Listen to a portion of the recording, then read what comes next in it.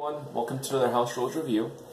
Today I'm going to do game number 2 in our games of Christmas in July, and that one is going to be 12 Days. 12 Days is a very neat little card game by Calliope Games. It's easy to obtain, it's very inexpensive, it's a beautiful game. I'm going to show you some of the cards and then talk about how the game plays, and then kind of give you just a brief idea of a round and how that works. One of the things that I really love about this game is just the artwork. They did such an amazing job.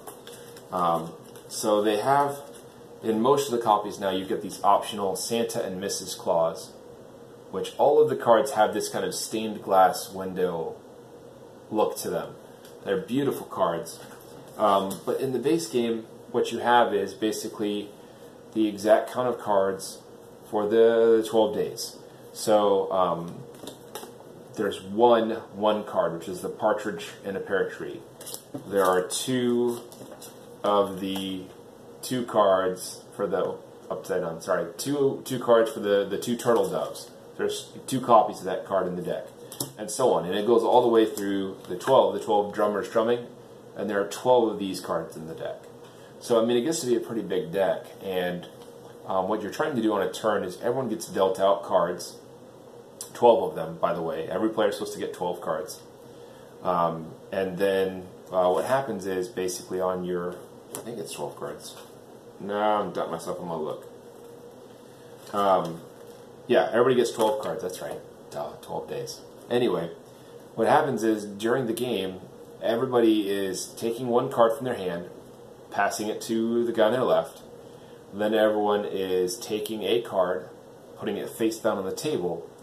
That face down card, when you reveal it, the lowest number, not counting ties, gets a present card. And these present cards, they go in order. So they go from 1 to 12, right? For the, again, 12 days. This whole game is about 12. It's really well designed. So the first round, you get the 1 card.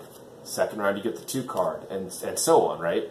And these are all points at the end of the game. So early on, no one's really burning their really low point cards in the 1 because they're trying to save it for this juicy 12, right? This is 12 points at the end, this is 1 point at the end.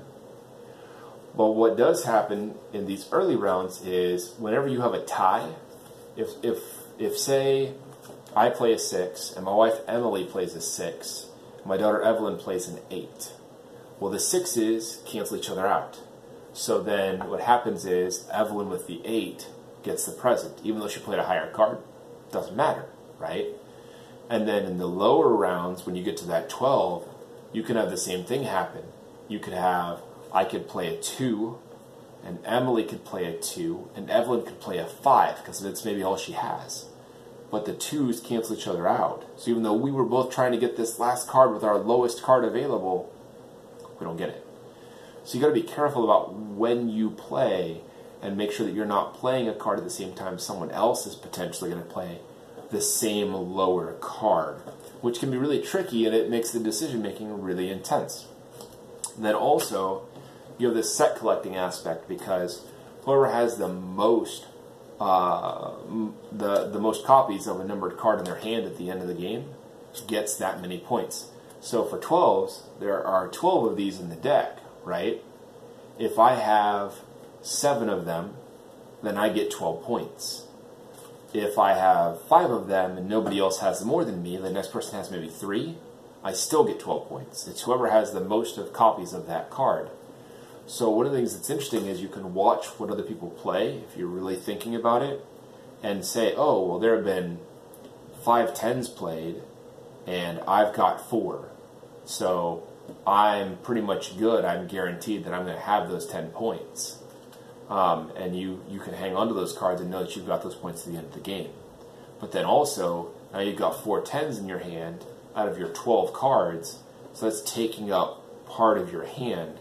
And if you're trying not to pass that along in your draft, now you've really only got access to, like, what, 7 cards that you can actually legitimately play because you're drafting one away. You've got 4 sitting static in your hand. So you've got 7 cards to think about for your turn because you don't know what you're going to get in the draft. So it makes it really challenging. It's a really fun little game. But that's basically like how the turn goes. So everybody will have a hand. You'll draft one to the left. Then you'll play a card down. You'll reveal. Lowest number gets that present. You do that for 12 rounds. The game's done. So it's really straightforward. And every turn, by the way, you draw a new card from the deck to replenish your hand back to 12 and just tosses the list to the discard. You can reshuffle the deck if you need to. Unless I'm playing with a really high player count, I try not to, because I think it makes it that much more intense to know certain cards are out of the game. Like, oh, the 2s have already been played and they're out, versus having those get reshuffled. I mean, yeah, you could say that makes it more of a challenge, but I don't know. For me, it just makes it even harder to try to keep track of where the game is going. And I think for me, that's part of the fun of, you've got all this counting mechanism of the 12 days and the 12 presents and the 12 cards, and then you throw it all off by reshuffling things. So I really try not to reshuffle the deck unless you have to. The game box itself says it plays 3 to 5. You don't have to reshuffle at 3. I know for sure. I don't think you have to reshuffle at 4. You probably do at 5.